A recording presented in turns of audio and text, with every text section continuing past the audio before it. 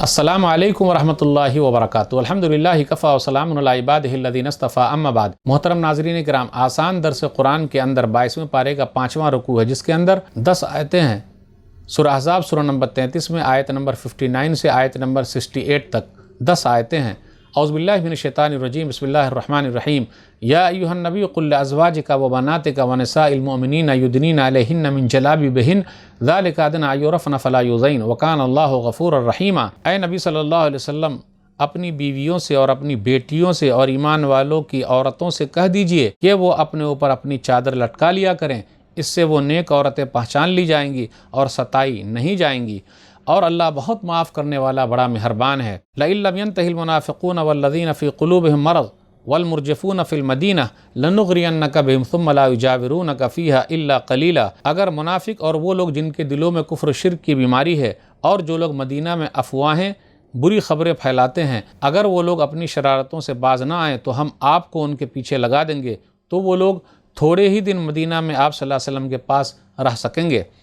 ملعونین anima ثقفوا اخذوا وقتلوا تقتیلا۔ بنو قریظہ اور ان جیسی فکر رکھنے والے لوگ ملعون ہیں، اللہ کی رحمت سے دور ہیں، جہاں کہیں بھی ہوں گے پکڑ لیے جائیں گے اور انہیں ایک ایک کر کے قتل کر دیا جائے گا۔ سنت اللہ فی الذین خلوا من قبل ولن تجد لسنت اللہ تبدیلا۔ جو لوگ اس سے پہلے گزر چکے ان کے بارے میں بھی اللہ کی یہی سنت رہی ہے، اور آپ صلی اللہ علیہ وسلم اللہ کی سنت میں ہرگز کوئی تبدیلی نہیں پائیں گے۔ یسألک الناس عن الساعۃ قل انما علمها عند اللہ وما یدریک لعل الساعۃ تکون قریبا۔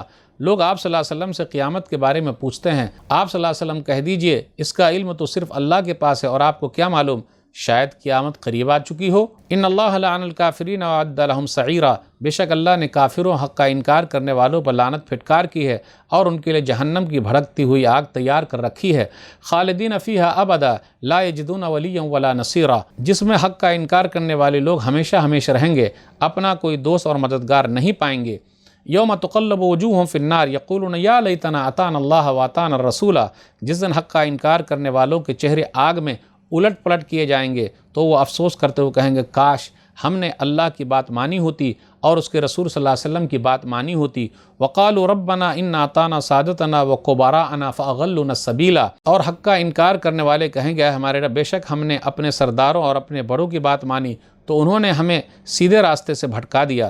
ربنا آتہم ضعفین من العذاب ولعنہم لعنا کبیرا۔ حق کا انکار کرنے والے کہیں گے، اے ہمارے رب، تو ان سرداروں کو دگنا یعنی ڈبل عذاب دے اور ان پر بڑی لعنت یعنی پھٹکار بھیج دے۔ محترم ناظرین کرام، آسان درس قرآن کے اندر 22ویں پارے کا یہ 5واں رکوع ہے، جس کے اندر 10 آیتیں ہیں۔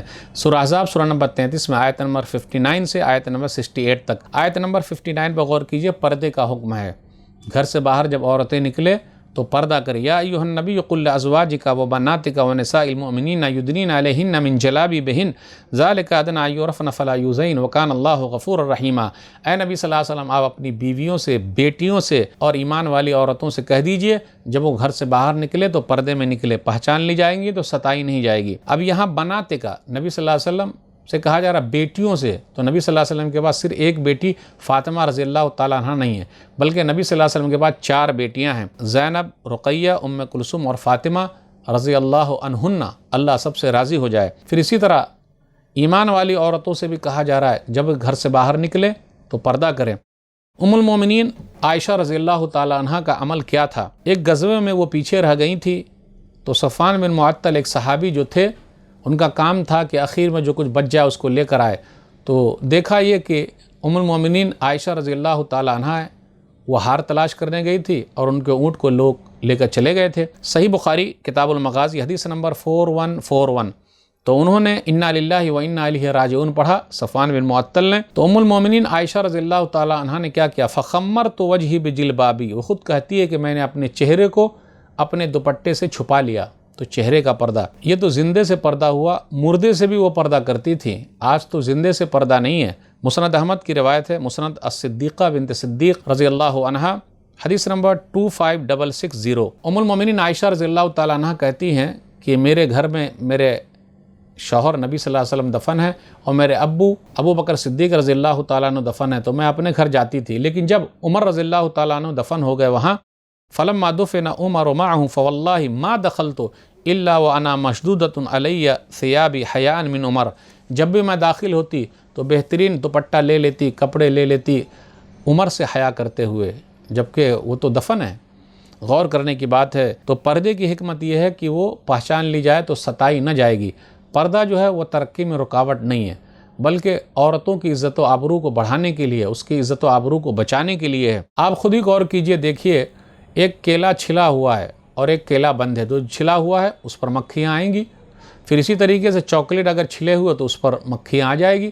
تو پتہ یہ چلا جو چیز بند رہے اسی میں اس کی خوبصورتی ہے، اور اسلام کے اندر جو بھی چیز ہے وہ حکمت سے خالی نہیں ہے۔ آیت نمبر 60 پہ غور کیجئے، اس کے اندر ہے وَالْمُرْجِفُونَ فِي الْمَدِينَةِ، یعنی مدینہ کے اندر بری خبریں پھیلانے والے۔